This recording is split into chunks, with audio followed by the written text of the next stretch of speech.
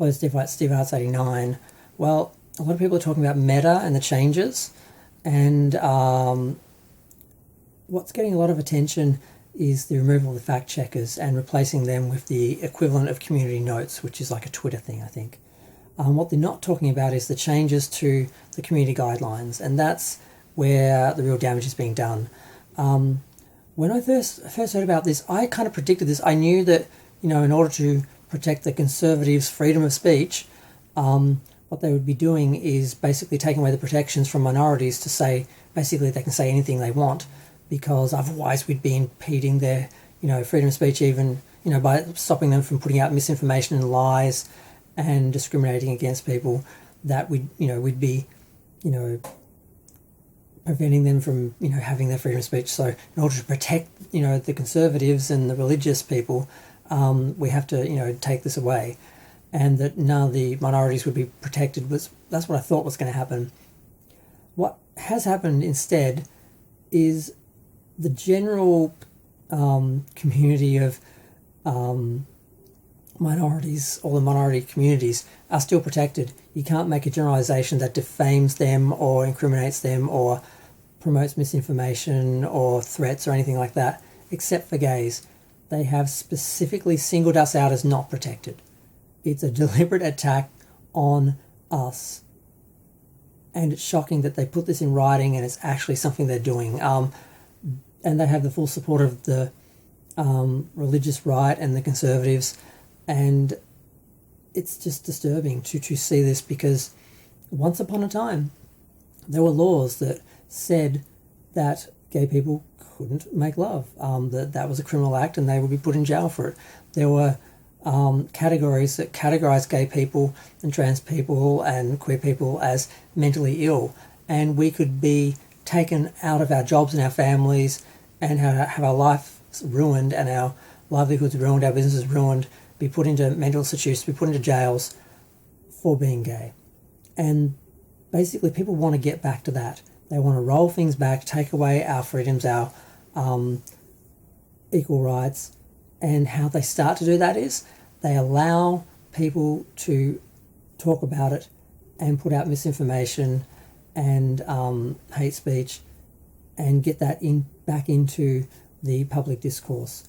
And basically now people can go online and say that, talking about gay people, they can say that they are mentally ill, they can say that they are predators, that they are deviants, that they are sinners, and that they are prone to criminality and all these things, and they can say that they're a threat and you need protection from them. We need laws to protect ourselves from them. And they can roll it all back and go back to how things were in the past. And it will happen, because you put things out there, you tell a lie enough, people will believe it. You manage to convince people that all the things that are wrong in their life are due to these people, and if you protect, if you allow us to protect you from them, all your problems, you'll be safe, everything will be good. That's what they've, that's the playbook. And that's what these exclusions from community guidelines on at least this one social media platform, which is huge, are designed to do. And it's disturbing because, they can come online, people with religious beliefs, conservative beliefs, and say anything they want about me, and the community guidelines will not stop them from doing it. They can put out whatever misinformation they want to, promote whatever they want, and I can't do anything about it. They can say anything about me personally or generally, about the gay community specifically or generally. We can't do anything. But if we wanted to speak out about them and say that they are targeting us due to discrimination, that they have beliefs that are from brainwashing, from being raised, basically from birth to being indoctrinated into the beliefs that gay people are responsible for all these things and are all these horrible things. We can't say that, because we are, that group is protected from us speaking about them. So I can't say, if I believed that people with religious beliefs and extreme religious beliefs were mentally ill, and that they were a danger to the community, I can't say that, because they are protected from that sort of speech. But they can say that, gay people are a threat to the community and they are all these things, and we can't do anything about it, which allows them to get it into the conversation, get it out in the public, just say it again and again and again, and people will eventually start believing it, and it's just going to become a fact that isn't questioned and then not challenged when people want to use it against us.